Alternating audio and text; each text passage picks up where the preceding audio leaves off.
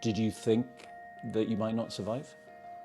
Honestly, yes, at times. I sort of flipped between two states. There was the I'm going to fight this thing and I'm going to survive state, which then became I really don't care and I wish you'd stop talking to me so I could just kind of, you know, let whatever's going to happen kind of state. And then I'd catch that and start fighting again, and I'd flip between the two. So it was kind of dark times initially, I guess.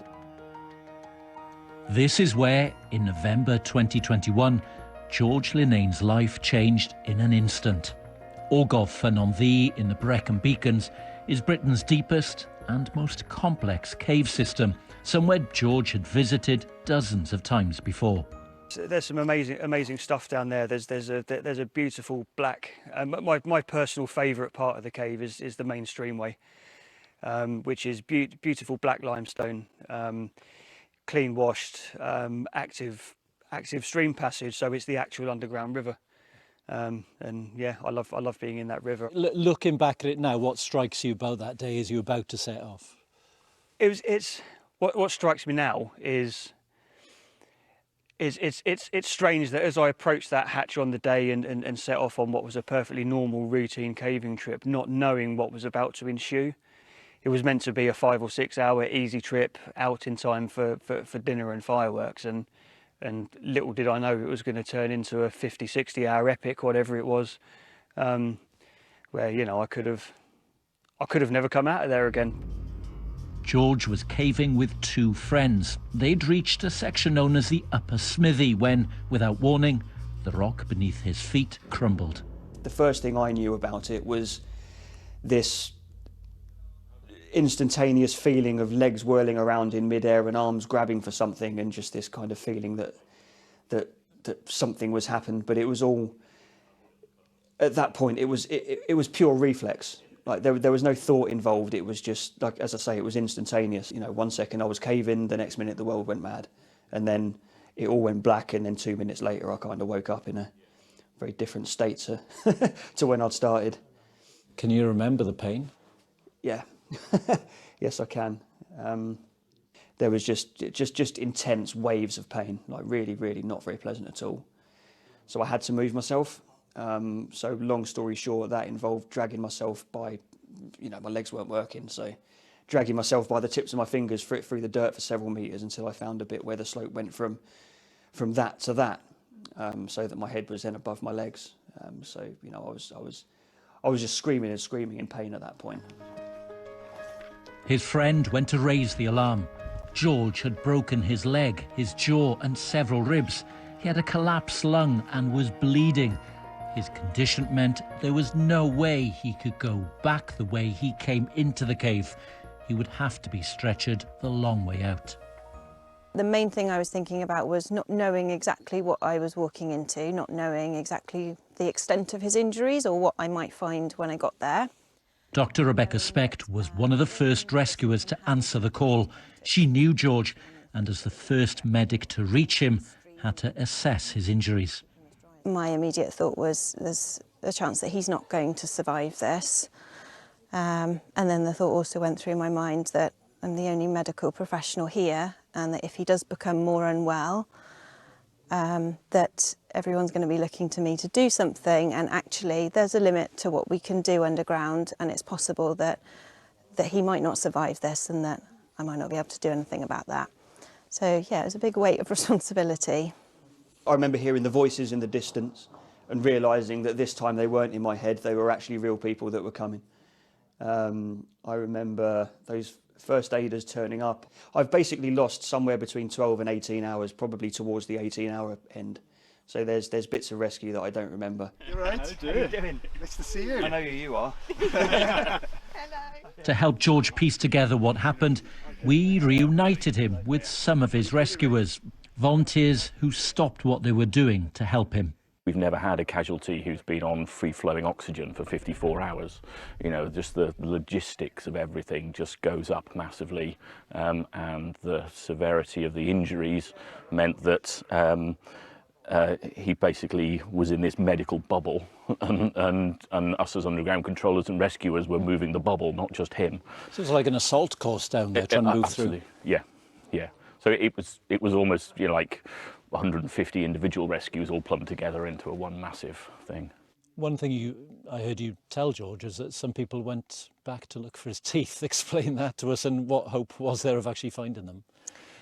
Yeah, so sometimes if someone loses a tooth, if it's found and it's kept in the right conditions, it can sometimes be re-implanted. So one of my colleagues had thought to bring a bottle of milk underground to put his teeth in if we were able to find any of the teeth.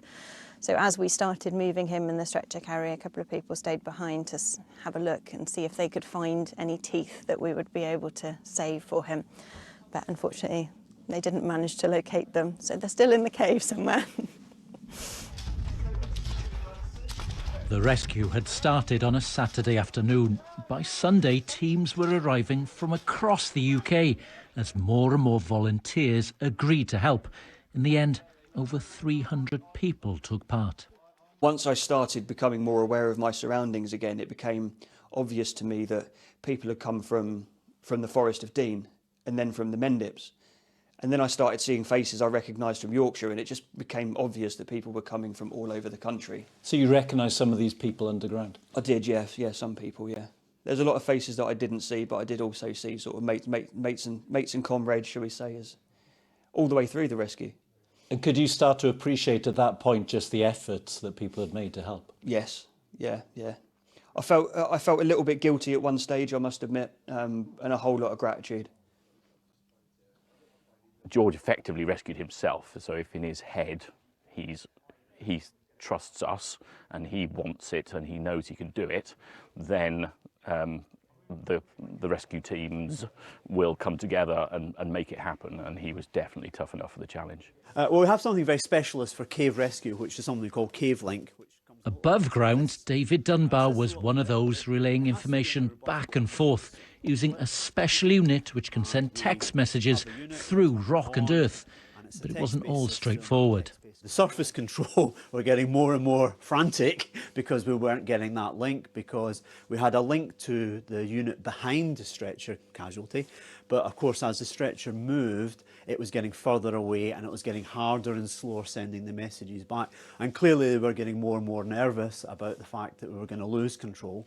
So it took quite a long time to get the perfect link between the surface and the underground, and it was quite a relief about 3 o'clock on Monday morning when we finally got the messages coming through from the underground link. And then of course it was relayed back to control, who were getting more and more agitated because I wasn't sending them any information from the hillside back to them. How did it feel when you were on the last stretch of that journey out? The last stretch of the journey was actually a really, really good experience.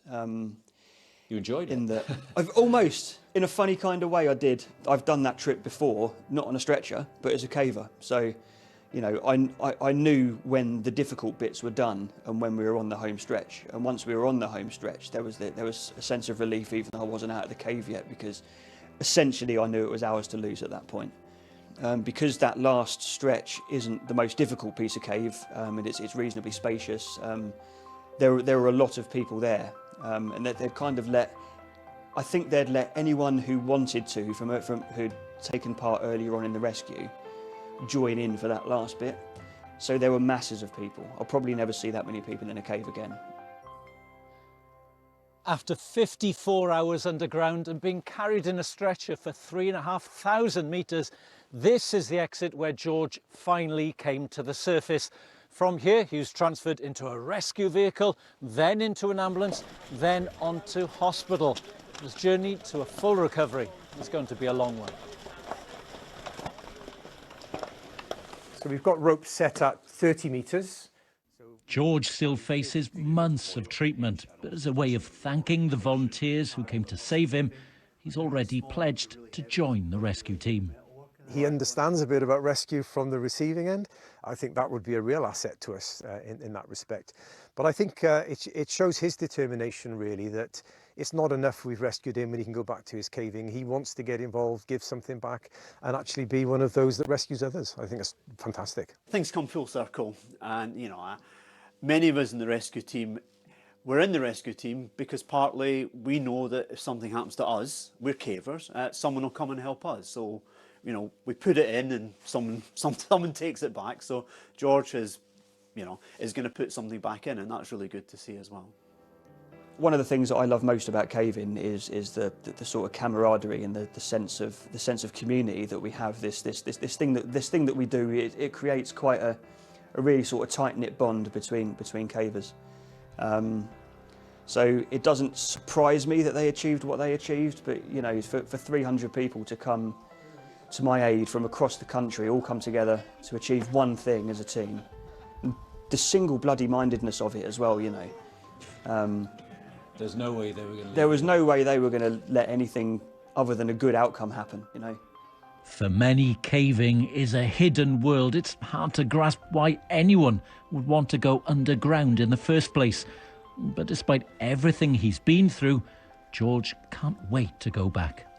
I guess when people think of caving, they think of small passages and crawling and misery, and that's really not what it's about. We do that stuff, but we do it to get to the good stuff, the pretty, amazing things that 99.9% of the population will never see. It's another world down there. It's like being on the moon or another planet in some respects.